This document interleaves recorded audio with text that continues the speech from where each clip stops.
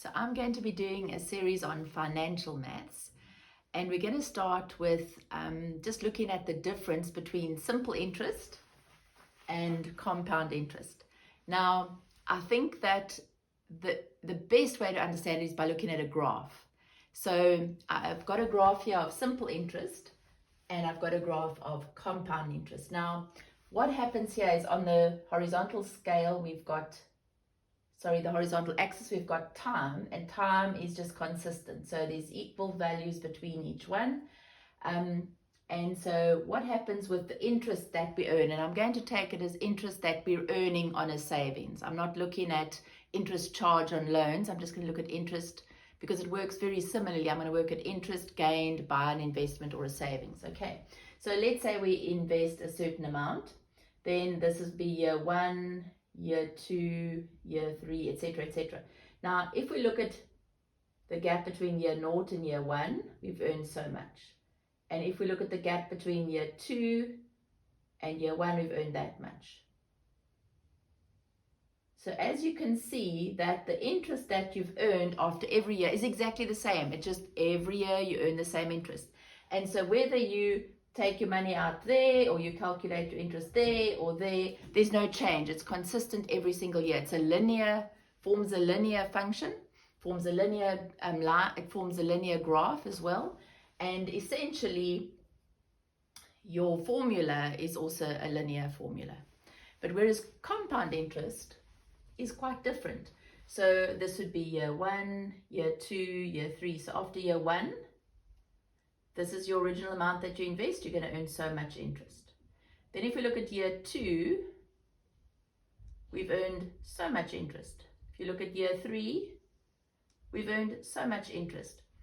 In other words, every year, the amount of interest that you earn grows, and that's because the essential difference between simple and compound interest is that with compound interest, the interest that you earn after every time period is added onto the original amount.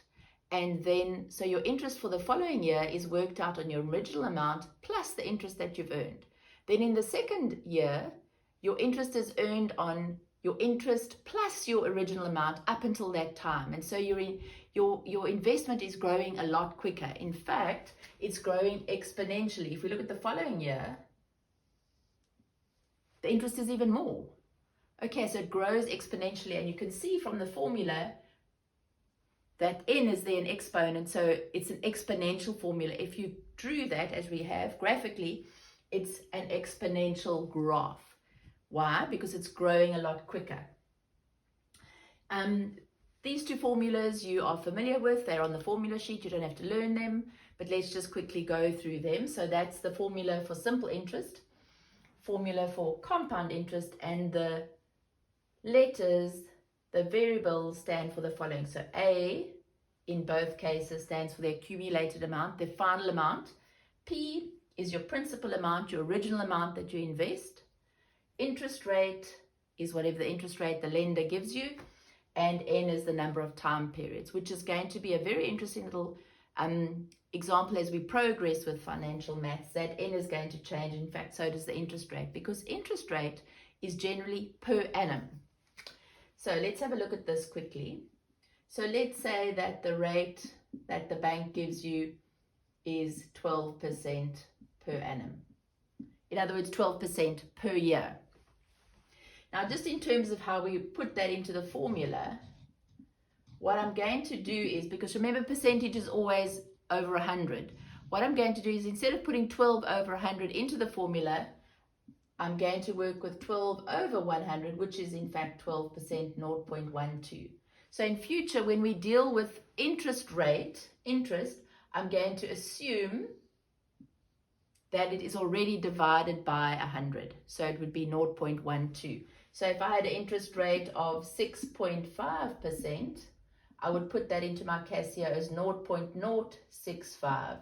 Why? Because that would be 6.5 over 100. As a fraction, and then into decimal places, 0.065. Okay, so there you have the two formula which are given to you. Very important to know how to manipulate them, etc. So we're going to do a quick example together, and then I've set some for you to do. Okay, that's it for now. Okay, now let's look at some examples using our basic formula.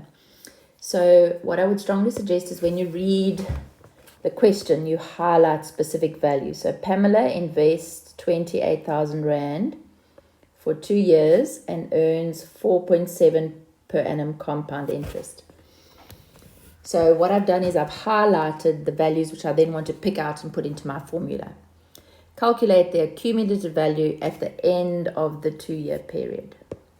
Okay, so we have our formula there. So she invests 28,000, so that's the P. For 2 years, that's the N, and this is the interest. Okay, so now we stick it into our formula. So it's 28,000. I'm going to try and work quite quickly because I'm assuming that you are quite confident with this. So what I've done here is, remember, 4.7% is actually 4.7 divided by 100 because it's percent, which is 0.047. And if we now get the answer to that, it's going to be, my unit is rands, 30693.85, rounded off to the nearest rand and cents. So my accumulated value at the end is that over there. Okay, let's move on to number B. She leaves this money in account for further 2 years. Okay, we're going to highlight it again. Further 2 years. The interest rate is now 6% per annum simple interest. How much money will she then have saved? So we go to our formula for simple interest, which is on your formula sheet there in front of you. And once again, we're looking for A. So I've got P. Now that isn't the original amount. That is going to be this amount here because my money is already grown to 30,693 Rand and 85 cents. And my interest is now 6%, which is 0.06. And it's for another 2 years. Oops. But now I must remember that I'm dealing with, where was that? 0.06. And I'm dealing with simple interest, so for it's a further 2 years. And that gives me a total of 34,377.11. And the unit is rands. Remember, we always round off to rands and cents to 2 decimal places. Number 2. Mandisa wishes to accumulate 1 million Rand in 10 years' time. So she wants, oopsie, that's the wrong one. 1 million Rand in 10 years' time. What amount must she invest now? So that's what I'm looking for. Given that the interest is 13% simple interest. So because it's simple, you'll notice I've got my simple interest formula. Now this time she wishes to accumulate. So that's going to be my A. 10, what amount must she invest now? So I'm looking for P, and this is my interest rate. Good. So we've got our formula in front of us, so we stick it in. So if we're looking for 1 million Rand, I don't know what P is, but I know my interest is 13, so that's 0.13. And how many years was it again? 10. So now I'm looking for P. So if I'm looking for P, it's going to be 1 million, oopsie, divided by all of that. Because remember, the opposite of multiply is to divide. So it's going to be divided by 1 plus 0.13 times 10. Okay, and then you stick that into your Casio and you get a final amount of 434,782 Rand and 61 cents. Good. So that's what you would need to invest, this amount here, in order to get 1 million Rand at the end of 10 years. Interesting. So you will more than double your money in 10 years. Okay, now they're doing the same question, except the interest is going to be 13% compound. So I want to end with 1 million Rand. I don't know what I'm investing. That's what I'm looking for. And my interest was 13%, which is 13. And now that's going to be N as 10. So once again, if I'm looking for P, I've got to divide. See, sorry, it's a bit untidy there. By this. And we plug that into our calculator and I get a final amount of 294,588,35. Now, if we just compare these two answers here, it's quite interesting. At simple interest, I have to invest 434, but at compound interest, I only have to invest 294,000. So compound interest, once again, you can definitely see trumps simple interest in terms of investments, etc. But the positive thing to know is that today we only really work in compound interest. The lenders generally work in compound interest, whether it's a loan or it's an investment. Okay, one comment I would like to make here though is, and it's going to be useful for us in a little bit in some further workings in financial maths, is over here, this little part here. If we're looking for P, then essentially I'm taking this part underneath and dividing by it. So another way that I could have written, if you remember from exponents, when you divide by something, I could take that to the top and I could have written it as 1 million. But instead of dividing by it, I could have times by it and put -1. Because remember, when I'm dealing with exponents, if I take that, which is to the power 1, to the top as a full term, it can change to -1. And so therefore P would have been equal to 1 million times that amount to the -1. Similarly over here, I could have taken this to the top and I could have said P was equal to 1 million, not divided but times by 1 plus to the -10. I'm taking this term as a full term to the top. And remember, when I do that, the exponent toggles. It changes from positive to minus or minus to negative. And that means instead of dividing, I'm multiplying, and it just makes the layout a lot easier. It's not essential in these examples, but it will become a very important exercise in future examples in different sections with financial maths. Okay, let's move on to the last question now. Highlight the important part.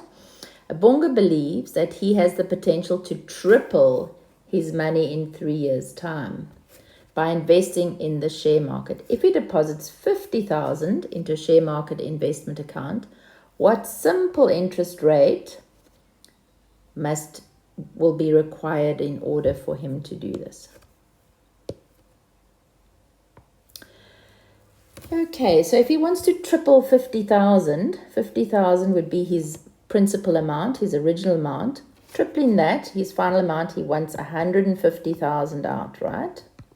If he invests 50,000. 1 plus I times 3. And we're looking in this case for the interest. So we've got to get rid of the 50,000 first. And it's important that you remember how to undo this in order to get to the I. So it's going to be 150 divided by 50, and that leaves me on this side with 1 plus 3 times I, or I times 3. So this is going to give us 3 minus 1, and if we go 2 over 3, that means our final interest rate is going to be 66.7%. That's just 2/3 written as a decimal. Remember that you always want to round off to 1 decimal place unless it's rands and cents. Okay, you happy with that? Now let's move on to the next one. The same example, but what compound interest rate will be required? Okay, so once again we want to triple our money.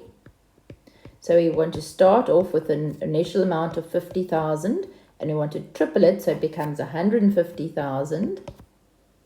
Still for 3 years, and we're looking for what is my value of I. So the first thing we want to do is divide by the 50,000. And that's what we always want to do, hey? We always want to undo it step by step. Now, this is slightly different. in that the next step that I want to do is I want to get rid of the 3. So that would be 150,000 divided is 3. The opposite of cubing something is to cube root it. And I'm showing step by step so you can practice a few of these. So my final answer, interest, is going to be the cube root of 3 minus 1. And that'll give me my interest of 44.2%. Once again, you'd need to work that out in your Casio. Now, out of interest, if we compare these two, let's have a look. So in this case here, with simple interest, I needed to find interest at 66.7, whereas with compound interest, it was 44.2. Much less interest, right? Which once again makes sense, because if you want to end up with the same amount, but you want it to grow quicker, compound interest is way better. So you only need to find a lower interest. You don't need to go as high as 66.7. And in reality, I don't think a bank would ever lend you that money. But it's worth playing around with the figures. Okay, that's it for now. Go and practice some on your own in a textbook, and I hope you've got the difference in how to rearrange to find N and I and A and P, etc.